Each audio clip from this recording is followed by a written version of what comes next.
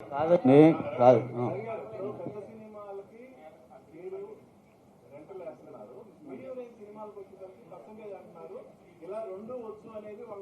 Sir పెద్ద cinema చిన్న సినిమాని ఎవరు డిస్ప్యూట్ చేయట్లేదు సార్.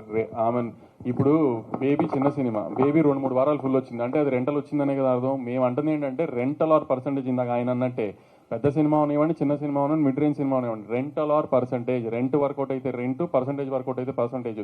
దాంట్లో నాకు ఒక పెద్ద ఎక్స్పెక్టర్ చెప్పింది ఏంటంటే ఫస్ట్ వీక్లో మీరు అన్నట్టు బాగానే ఉంటుంది వంశీ, సెకండ్ వీక్లో మాత్రం ఆ థియేటర్ రెంటల్ రావట్లేదు. దానికి అప్పుడు ఏమవుతుందంటే మీరు వచ్చిన దాంట్లో 50% ఇస్తుంటే రెంటల్లో 50% వస్తుంది అంటున్నారు. సో దానికి చిన్న అడ్జస్ట్మెంట్ ఫస్ట్ వీక్ సెకండ్ వీక్లో కూడా రెంట్ వచ్చేటట్టుగా ఫస్ట్ వీక్ దాంట్లో అడ్జస్ట్ చేస్తే సరిపోతుంది.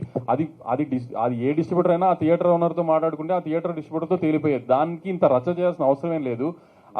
ఇంత బ్లీడింగ్లో ఉన్నామని తెలిసి ఈ టైంలో ఈ రచ్చ అది పెద్ద ముందు. ఎందుకంటే సంక్రాంతి సినిమాల తర్వాత పెద్ద థియేటర్కి జనం ఇంకా రాలా.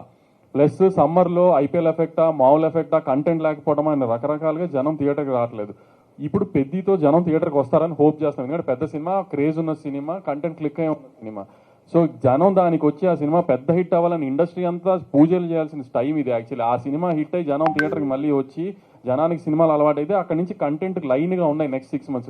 ఈ 6 months బ్రైట్గా ఉండాలి, జనం థియేటర్కి రావాలి అంటే పెద్దతో ఆ టేక్ ఆఫ్ రావాలని అందరూ పెద్ద బాగా జరగాలని కోరుకోవాల్సిన టైంలో మేము ఇది వేస్తేనే పెద్ద చేస్తాం లేకపోతే ఏమని ఈ టైంలో ఈ న్యూసెన్స్ అవసరం ఇండస్ట్రీకి ఆలోచించండి.